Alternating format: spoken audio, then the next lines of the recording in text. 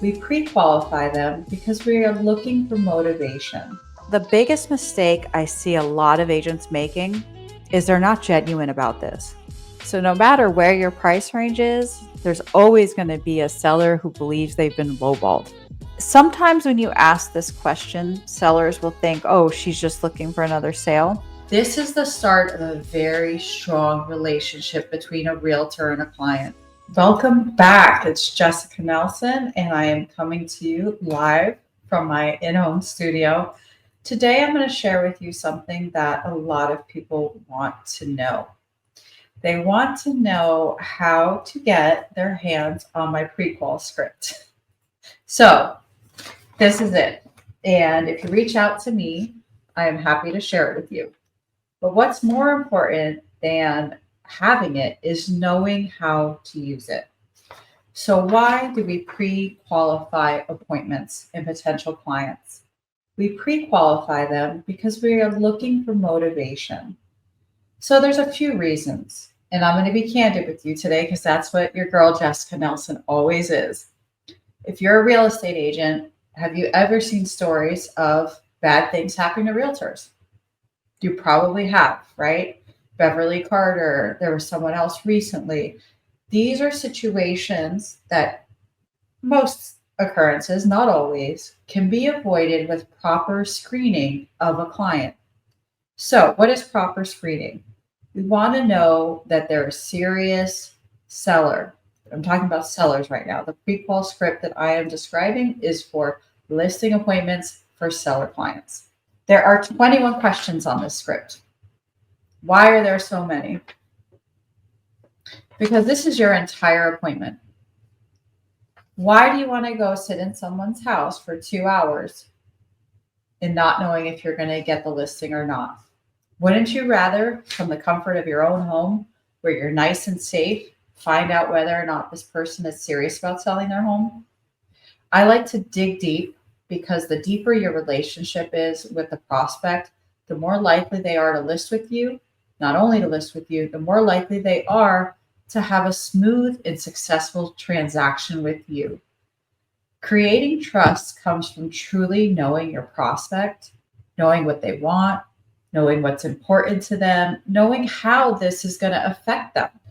Someone I love a lot and I watch her stuff, her name is Kayla, Living Boldly. Kayla talks a lot about, a lot of salespeople have an issue where they ask questions like they're an interrogator, but this isn't helping. What you have to do is ask questions more like a therapist. Now, obviously, if you're dealing with a driver client is not going to like to be spoken to that way. They're going to be like, what's the price? How much is your commission? Somebody like that, get to the point. But for most other people that you're meeting over the phone, one of the things you're going to want to do is really peel back the onion to figure out, why is this important to them? A home sale is never just a home sale. There's always a lot more to it. All right, so let's get into this role play. So why are we pre-qualing? We are pre-qualing, one, for our own safety, making sure that we're going into a safe situation. Two, we're pre-qualing for motivation. We want to make sure that this is a viable transaction that can happen. And then three, we are pre-qualifying to create a better relationship. Bob thinks that he can't sell his home in the current market, and Bob is frustrated. Okay, so here you are, you're Bob. I am Jessica Nelson, a realtor. Let's go. All right, Bob. So I really appreciate you taking the time to talk to me this morning, and I'm very excited to get out there and meet with you. Before I come out, I just want to ask, are there any other decision makers or anyone else who selling this home might affect? Is there anyone else that you feel should be involved in the conversation when we get together, Bob? Yes. So this is me being Bob now. Yes, my wife. Oh, okay, great. So I see that Susan is also on the tax roll. Um, Again, I've only really had the opportunity to chat with you. Bob, how does Susan feel about moving? Is she as excited as you are? Now, time out. You have to accept whatever answer they give you. Okay. Well, Bob, I can imagine that you've gotten a lot of phone calls from tons of great agents today, probably ones that are as much fun to talk to as me, or maybe even more fun. I'm just curious, how many of those agents have you decided to take an appointment with? Again, be normal, guys. Stop asking things like, how many other agents are you interviewing? Nobody talks like that. And that's the type of like interrogation question that's going to turn somebody off. When you ask someone, like, hey, I'm sure there's other great agents or anyone else you decided to take an appointment with, that's a normal conversation that probably is happening. Yes, Jess, I can appreciate you asking me that. There's another gentleman from Compass who sold a lot of homes in our neighborhood, and we're really excited about him. Have you already picked out a location? Whatever they say, this is going to tell you a lot. If they say something like, well, we already have a home. Oh, we haven't started looking. This is going to be a question that the answer will typically allow you to dig deeper. So, for the sake of this role play, I'm going to give you what most people say. Well, we after 68 days on the market, Jess, it's just we were starting to think it's never going to happen. It's just not meant to be. Originally, we had thought about downsizing. We really like this area, but the taxes are too much. So we were looking at XYZ city. We were thinking maybe a condo, maybe a townhome, maybe a smaller one-story home. But we just stopped looking because we just don't see how it's possible to get this home sold. Okay. So then again, this gives you an opening to go deeper with them. Yeah, Bob, I can imagine you probably have given up hope considering how long it's been and no results. Now, it sounds like when you first started the process, what you were looking to do was accomplish simpler living that was all in one story and at a much lower cost so that you can live more comfortably on the income that you currently have. Is that what you're looking to do? Yes, exactly. Okay. Now, tell me the price range of the homes that you're looking at. So if I find the right opportunity for you that's one story, that the taxes are a certain amount. Bob, I understand that the lowest you're willing to go on this home is 800,000. And being that we've already tried it for 68 days and not even a single showing happened, I guess I'm just curious. If we're not able to get 800,000, is renting an option for you? Is renting something that you and Susan would ever consider? So, when we ask the question of, is it an option to rent your home or to hold it as a second home? What we're doing now is talking about plan B and plan C. Sometimes in a market where people are not able to achieve the sale prices that they would like to achieve, they start looking at other options. And this is very normal. If you yourself had attempted to sell a home in a down market, maybe you thought your home was worth one price, you came to find out that the market was only willing to bear a price well below that. Then you start to think about things like, well, what if we rent it for a year? So we're going to go through this other set of options with the potential seller. So, Bob, tell me, is it an option to rent this home if we're not able to get the 800,000 that you're looking for? Did you have a rental price in mind that you would like to market your home at? Now, the biggest mistake I see a lot of agents making is they're not genuine about this. They're really saying it to manipulate the seller, right?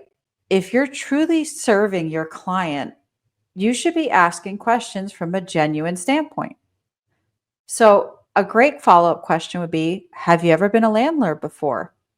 Do you have experience dealing with tenants?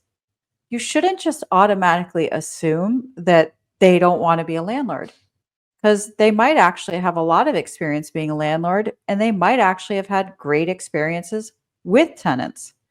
But if you're just manipulating someone into something you want them to do, this is the wrong approach. You're going to find yourself in an untrustworthy relationship And to create a strong partnership with anyone you're working with, it all starts with trust. And how you earn someone's trust is by acting in their genuine best interest. By the way, this is the true definition of what is the point of being an agent? A fiduciary responsibility, right? As an agent, you have a fiduciary responsibility. Just like attorneys have a fiduciary responsibility, accountants have a fiduciary responsibility. You're working on behalf of your client in what's in their best interest.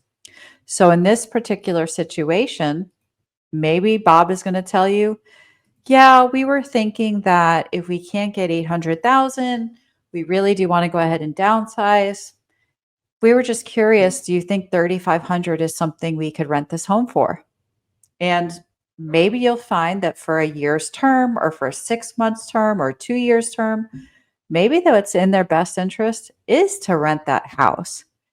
And rather than being so thirsty for a sale now, a lot of agents thirsty for a sale now, start to think about the person on the other side of this phone as your client for life.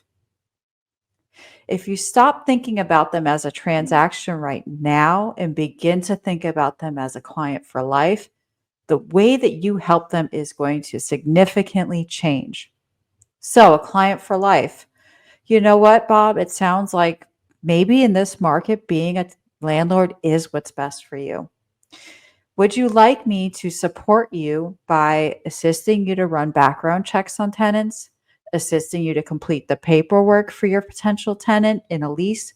Would you like me to provide you with any services to support you, whether that's landscaping, whether that's pest control, whether that's a management company to help you collect rent every month? Would any of these things be of value to you, Bob, if we decide not to sell the home? And then you provide that value to the potential seller who will become a seller, maybe not this year, but maybe next year. And maybe next year the market will be better. And instead of you having an $800,000 sale, maybe you'll have a $900,000 sale. Always think about what's in your client's best interest when you are asking them these questions. Moving on. At this point, we're about 30 minutes deep into the conversation with our potential seller.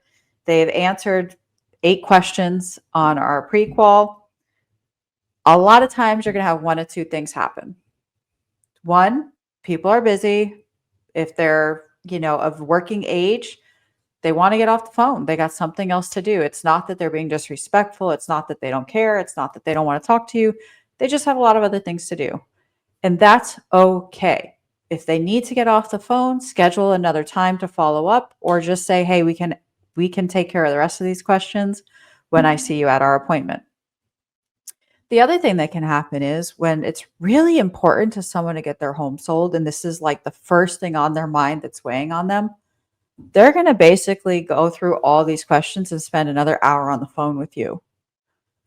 And what does that say to you as the listing agent? You're probably going to get this listing, and about a 90% chance this home is going to sell because this person is really motivated to sell this home. If they're going to spend 30 minutes, an hour with you on the phone, answering all of these questions and going deep with you, it's highly, highly likely that not only are they going to hire you because you've created a relationship and they could tell you genuinely want to serve them and you're spending time with them, they also really want to sell the home. And it's a priority to them to get this done. So let's keep moving on. Question number 9. This is such a basic question, but for some reason, agents have a lot of trouble asking it.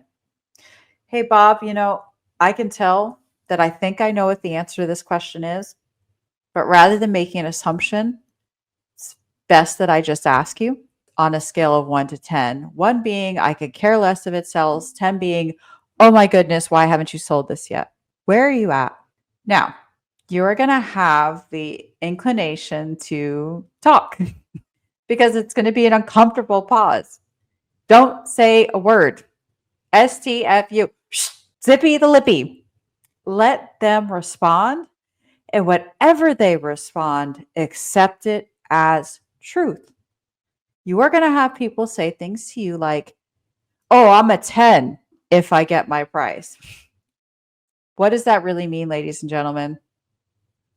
If you're in a market like 2021, they're a 10. You can get them their price. If you're in a market like we're in today, 2024, 2025, they're a 5.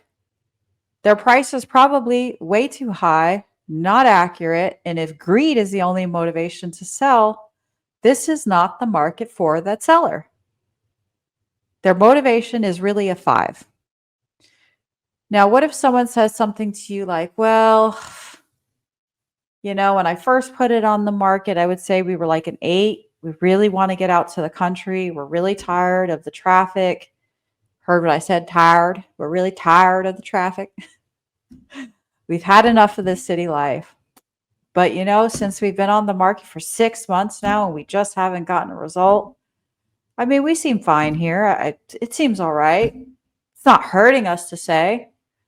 I don't know. I guess I'd say I'm a 6. Again, the number that they tell you may not be a reality. If you go over there and you find out that price and terms, this home could sell, those people might be more like a 9 to sell this home. It's just that they gave up hope because they didn't see any results because they didn't really have a great agent to help them market this property or to tell them what their home is really worth. So lo and behold, when we repriced this home, staged it, gave it a different marketing plan, we received 16 offers. And you guessed it, guess where those offers ranged from? 370 to 415. So when people say things to you like, we received a low ball, write it down. Do not talk about it any further. Just let the seller talk. And when you're able to truly go over with them in person the data of the neighborhood, then you all can self-discover together whether that offer was a real offer or if it truly was a low ball. And by the way, this happens in all price ranges. I have clients at 1.5 who got a low ball at 1.3. And then those are all the offers that came in over the next 6 months, all around 1.3. So no matter where your price range is, there's always going to be a seller who believes they've been lowballed. But just let them talk. So question number 11. Mr. and Mrs. Seller, Bob and Susan, is there any particular reason why those offers didn't work out? What was the highest? Again, previous offers can tell you as the new agent a lot about the list price and the true value of the home. Clients will often tell you things. I have a listing right now at 600,000. We're under contract at 600,000. They had received a previous offer at 585. A previous offer, I think the highest they ever got was 585. They got one at 540. The previous offers will tell you a lot. And it'll also help your client to understand where the market really is. So this is very important information for you to get and for you to just listen to and write it down. And a great thing to ask them was when they say, well, we got this, any particular reasons those didn't work out? Sometimes what you're going to learn is truth. So what's a really common thing with a lot of sellers? Does every offer they believe that they receive come in writing? No. A lot of the times when you're speaking to a potential seller, whether it's expired, if it's for sale by owner, whoever you're talking to, those offers were verbals. They weren't actually qualified in writing. So as you ask more questions, the truth tends to come out and you're able to better advise and better discuss what's going on with the seller. Question number 12. And I love this question. I will ask this question on a first call with a client because it tells you everything you need to know about whether or not that seller is serious. Hey, Bob, let me ask you, if I were to bring you an offer that you and Susan felt was fair and reasonable, and that buyer wanted to move in and say the next 30 days, would that work for you or would that be too soon? That question right there will tell me everything I need to know about the other person on the phone. Serious sellers always respond like, heck yeah, you got one? Where are they at? Are they in their trunk? Are they coming? Those are the people that, let's go, we want them, let's get them signed up. When you have people say things to you like, well, I mean, the terms would have to make sense.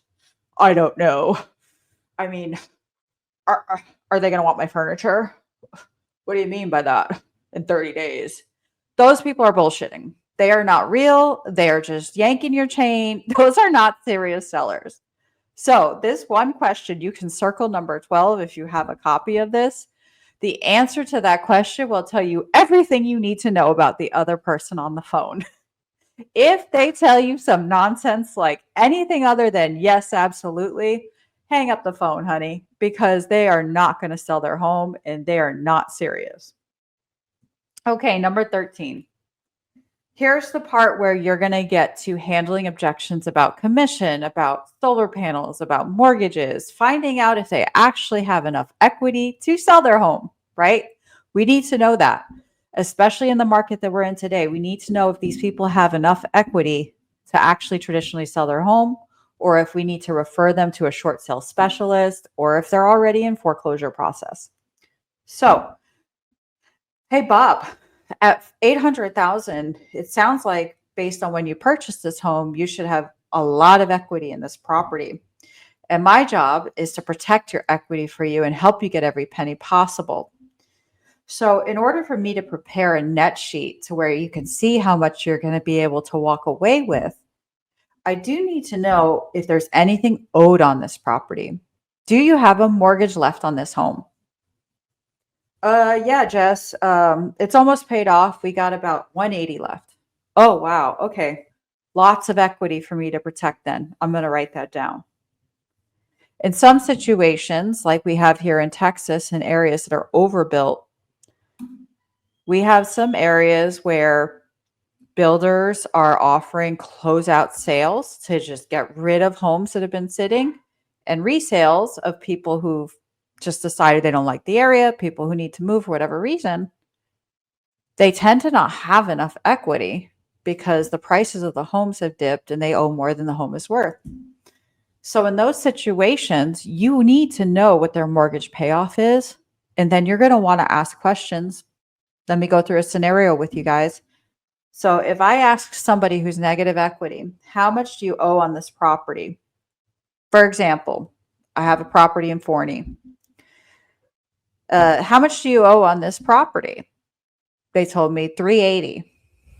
I said, okay, well, it looks like your last realtor tried to sell it at 350 and wasn't able to. What are we going to do? He said, well, I'm glad you asked. And I said, okay, have you talked with a short sale specialist yet? No, I haven't. Do you think that's possible for me?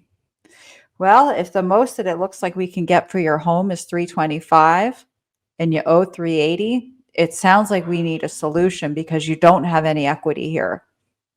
And then what you do as an agent, if you yourself know how to handle short sales, then take care of it yourself and get them out of the situation, help them to create a hardship, go over their hardships, help them to create a relationship with the bank where you can do a short sale.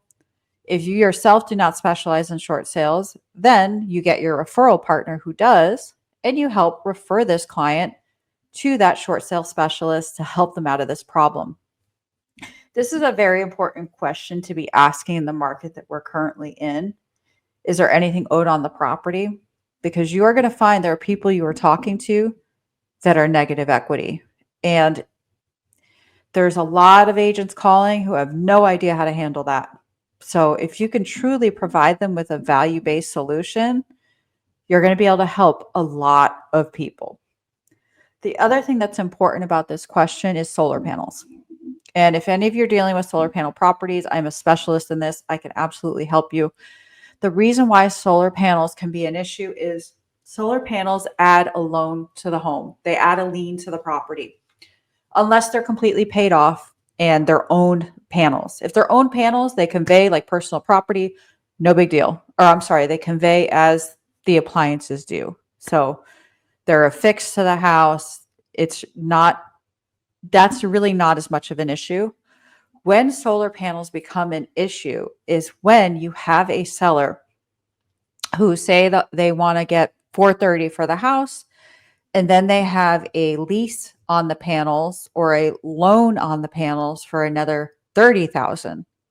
So now the buyer of that property actually has to be approved for a $460,000 loan.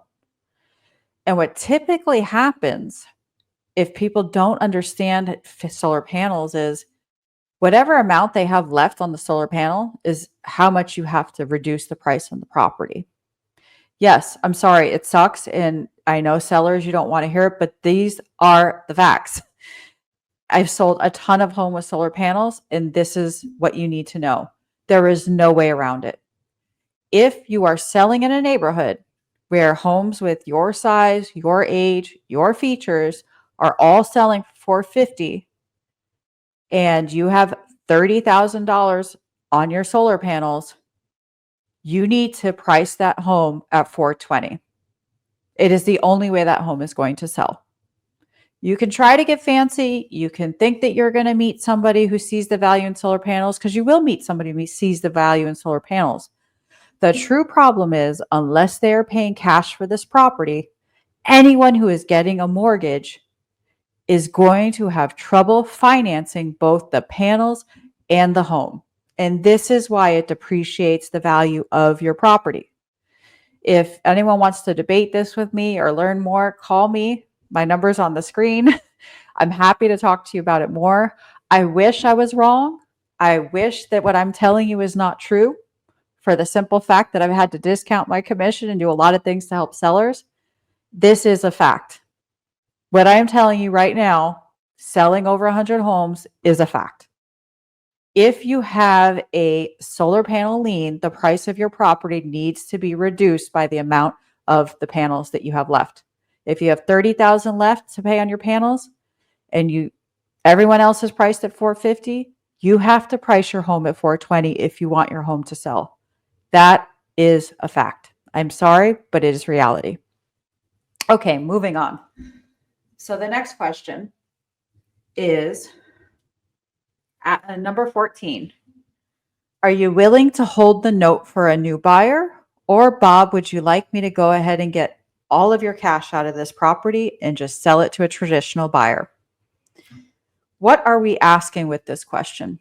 We are asking them if they're open to seller financing, aka creative financing, aka sub 2 financing,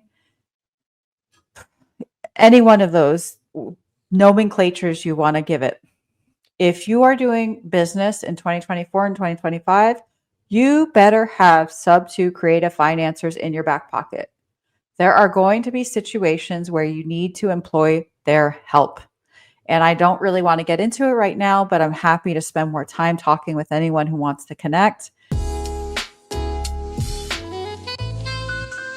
There are going to be situations where you need trusted and valued sub 2 creative financiers. Bob and Susan, I know that you mentioned you're looking at moving into a town nearby here that has lower taxes. Maybe the school district isn't as strong. Maybe the police department isn't quite as expensive as where you're currently living. Will you need any assistance with either purchasing or renting your next property? Sometimes when you ask this question, sellers will think, oh, she's just looking for another sale. Here's what's true. While I'm in the business of selling homes, I'm not in the business of making people homeless. You need some place to move. So if you're just moving with family, or if you already have another home, I certainly won't meddle in your affairs. But if you'd like some assistance to make the transition as smooth and easy as possible, we are a full service real estate team, which means that while I'm a specialist in selling homes, there's another member of my team who's a specialist in assisting buyers to get the best deal they possibly can. Would you like me to introduce you to one of those specialists who could be of service and value to you? Again, our job is client for life. Try not to be the jack of all trades. I help one group of people whose homes fail to sell on the market. That's about the only person I help. You do not want to be running around with a whole bunch of things because you'll never truly become skilled in one field to where you're really a specialist, adding abundant value to everyone you meet. You'll kind of always be an okay listing agent and an okay buyer's agent. You're never really truly going to be the best at both unless you really focus on the one that interests you and excites you the most. I'm not going to tell you how to run your business. That's just my 2 cents. You do whatever you want with it. As my grandmother says, it doesn't pay the bills. So if they tell you something like, yeah, we would want help, you're going to then send the buyer's rep with the agent that you're referring them to. You'll get your referral agreement signed with your referring agent. I strongly suggest trying a few different people. What is really bad is when you refer an agent and it doesn't go right and you never know why that client doesn't talk to you anymore or what you did wrong. So why do we want to ensure that our referral partners are capable? What is the worst thing that can happen to you as a realtor? You've taken this stranger that you've met from cold calling and you've created a relationship where they trust you. They believe in you. They're excited to work with you.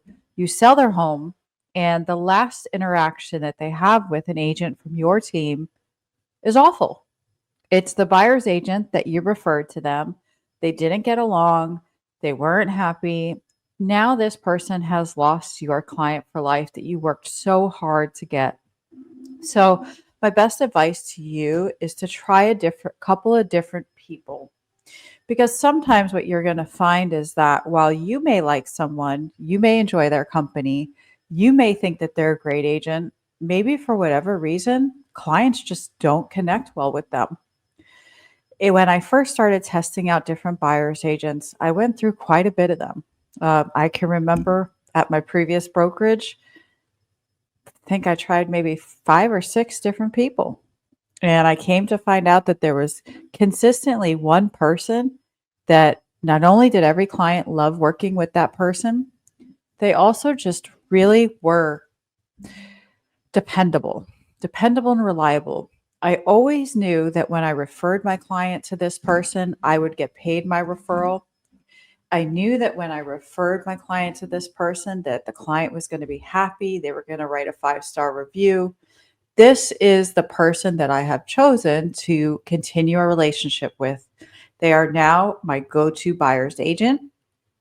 And you'll find as you go on in your career that you will also have these same experiences where maybe you'll try a few different people and then learn who the right fit is to refer your clients to. All right, moving on. Question number 16. This is the seller's opportunity to brag about their home. This is what they've been waiting to tell you the whole time you've been on the phone. You know what, Bob? I can imagine that looking at these pictures and reading this description of your home, there's probably so many things left out as to why your home is the best home in the neighborhood. Can you give me your description of your property? Not what your previous agent thought. What you think. Tell me about your home. This is going to be the longest a seller typically talks for. Depends on the client, but most clients are going to tell you about every single upgrade they ever did to that property, everything that makes their home worth more than the neighbors' homes. And all you're going to do is write down everything they say. And okay, yes, I understand you have the biggest backyard. Looks like you have a 1/4 acre. Got it. Oh my goodness. Wow, you just did the paint in 2011? Okay, so paint updated 14 years ago. Okay, I'm going to write that down. And what you're going to do is, as people tell you all these things, you're going to never speak in opinions. Stop saying things like, oh my God, it's beautiful, gorgeous. Okay, that's everyone loves flattery, but they don't like to be bullshitted. Stop using those words. Speak in facts. Something to the extent of, well, I can tell that you've likely invested a lot of capital into improving the floors. It looks like you used to have carpet. Now, is that hardwood you guys have? LVP? What did you do to the property? Stick to facts and stay away from opinions. Number 17, Mr. and Mrs. Seller, Bob and Susan. Are there any changes or modifications you plan to make to the inside of your home before I start to bring buyers through? Why are you asking this question?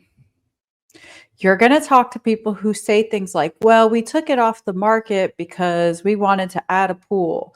We took it off the market because we wanted to update the bathroom. Here is your opportunity, because sometimes people are going to do things that are not in their best interest and it will delay the listing from happening, to help them understand why it's not a good investment of their funds. For example, if you live in a climate where adding a pool is only going to be something they use out of 2-3 months of the year, and your client thinks that adding this pool for $150,000 is going to make their home worth $500,000 more, here is your opportunity to help them see through reality and make a better choice that better fits their needs.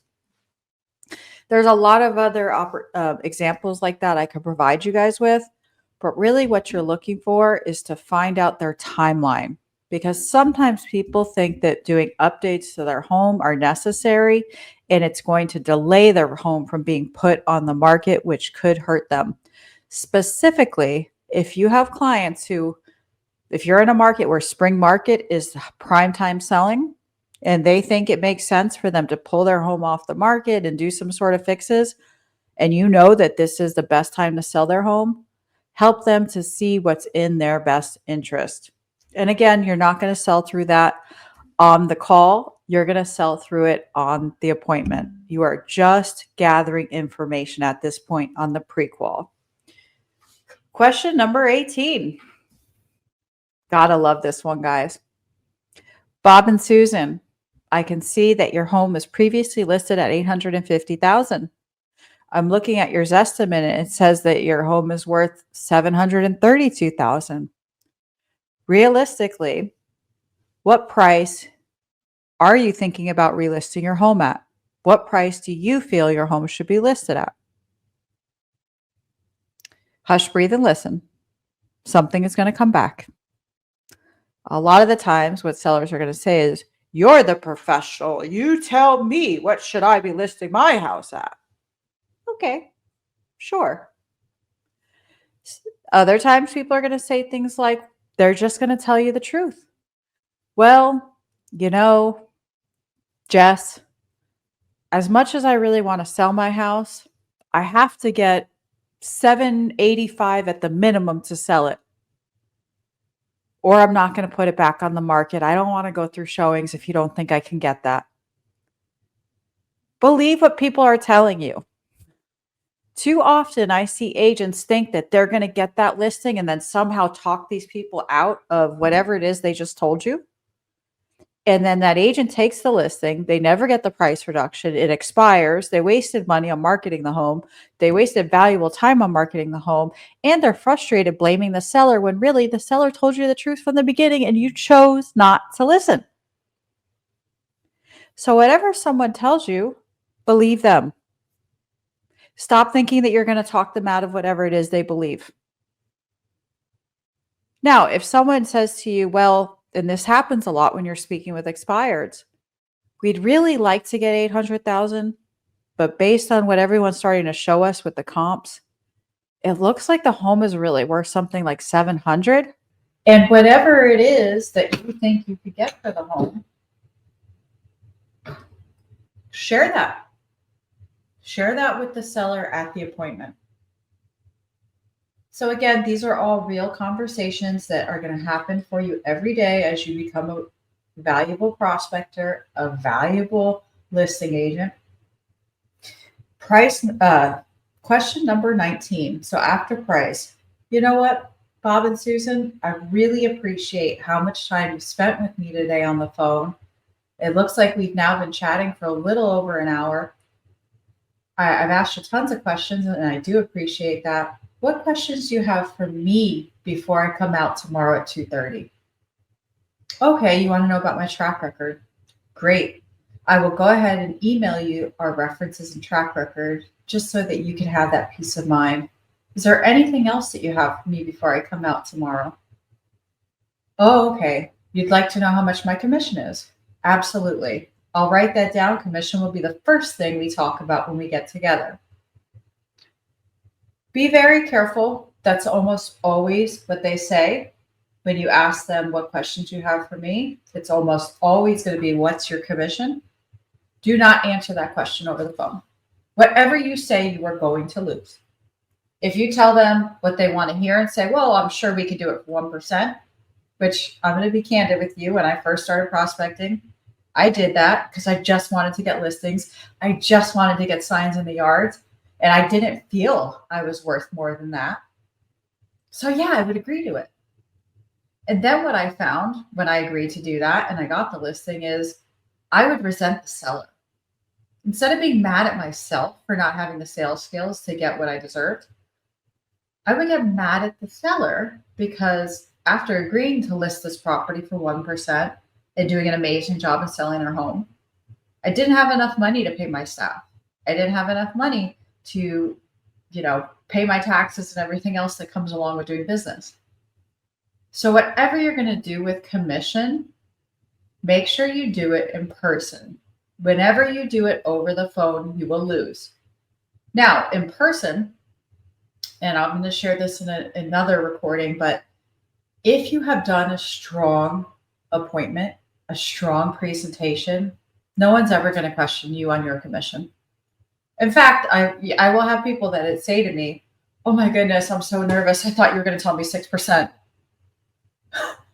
Like they genuinely will be like, I felt like you were going to ask me for more money than you're asking for. When you do a great presentation, people expect to pay you money. You're a professional like any other. If you've ever been in a lawsuit or had a legal situation and you've had to pay for an attorney, typically the higher paid attorneys are better attorneys. They're the ones that do more for you. The ones that are the cut rate ones that you find on the park bench, those are the ones that you wish you never hired. It is the same thing with you as a realtor. You are the professional, and if you are truly great at your job, honed in on your skills, and really give value to your clients, then you're going to be worth the professional fee you request or demand. So never answer that question over the phone. You just want to say, hey, I'm sure that we can come to an agreement that's both comfortable for you and comfortable for me. Let's make commission one of the first things we talk about. How does that sound? Sounds great, Jess. You're not saying no. You're not saying yes. You're just saying, I'm sure we can work this out to where we both feel comfortable. Great. No problem. Question number 20. The best numbers and emails to reach you at. I would be very careful to not have just one phone number. You are going to want to get, even if you've never spoken to the spouse, even if you've never spoken to the family members who are on title or to the investment partners who are on title, get their phone numbers, get their emails. The worst position for you to be in as the listing agent is to think that your client is going to sell you better than you. Don't do that. Don't leave it up to your client to explain to their spouse why they should meet with you. It is your job to explain to the spouse or the partner why they should be meeting with you, why you are a valuable use of their time. And the best way to do that is to be able to communicate with them directly. Bob, thank you so much for the opportunity to spend the last hour with you on the phone. I haven't had the opportunity to speak with Susan yet. I can imagine that her questions for me are going to be very different than the questions you have for me. What is the best phone number to reach her at? And what is the best email for me to send these references to her? There you go. You get everybody's information. If it's like an investment property and they have partners, sometimes the one that you're talking to is not the decision-making partner. You're going to want to find out who everybody is involved in that LLC and be able to have open communication with each one of those decision makers. Get their contact information. And I like to ask this. So the question is written as number 21, and it's the last question. I typically like to ask it before the end of the the conversation, but it's okay. For the sake of this role play, we can do it.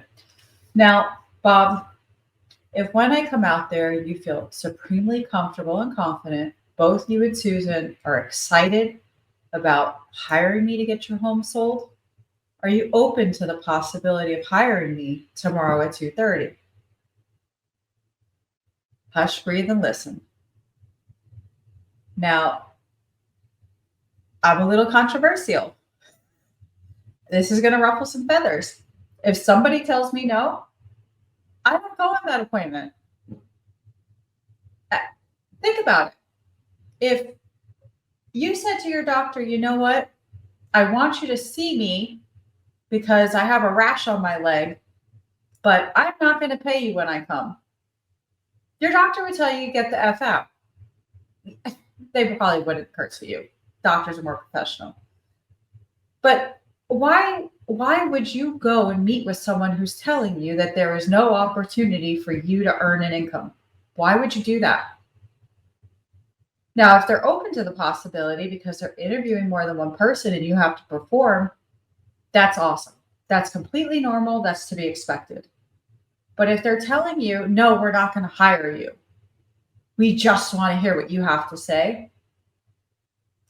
To me, you're telling me that you just want to use me for information and you have no interest in forming a mutually beneficial arrangement of professionalism and respect for each other. Why would I come out there? So if someone openly tells me, no, they're not going to hire me, and the reason why is something that makes no sense, I do not go out there. I won't go. And what has happened to me on a few different occasions is, because it's usually the husband, every once in a while it's the wife, but it's usually the husband. And the husband says something to the extent of, no, I never hire somebody that day. And we're, don't just think you're coming out here to get this listing. We're going to see if you're, you're good at what you do. If they're overly rude like that and they tell me, no, I'm not going to hire you, I'll say, okay, sounds like we're maybe not a good fit for each other. I'm going to go ahead and hang up and cancel the appointment. I do have 2 or 3 other agents that I've worked with in your area who would be excellently suited to help you. Would you like their information? And sometimes they take that information. Sometimes they hang up. Sometimes I just say, thank you for the opportunity, but unfortunately I have to decline. And what has happened to me on a number of occasions is the wife will call me back and say something to the extent of, my husband thinks this is a negotiation. He doesn't understand that you're on our side trying to help you, trying to help us. So we're so sorry. Can you please come? We really have to sell this house. On a number of occasions, this has happened to me. And then I go out there and, we decide to work together.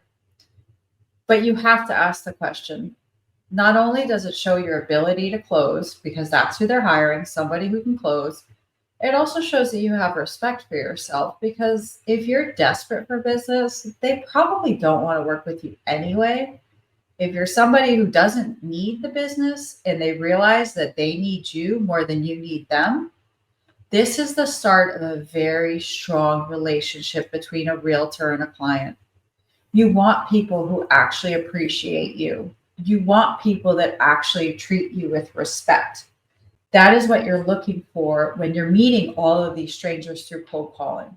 You are looking for someone who's not only motivated to sell their home, they're also going to be a great human being for you to work with. So that concludes how to pre-qualify a cold call for a listing appointment. I hope you've learned a lot from this. If you would like to receive the script or learn more tips and tricks like these to do more business as a listing agent, go ahead and subscribe to my YouTube channel. My name is Jessica Nelson. I'm always here to help agents, whether it's to improve your skills, do more deals, or even just make your life easier with the deals you're already doing. Go ahead and reach out to me. I'm always here to support you. Let's go. Be great, team.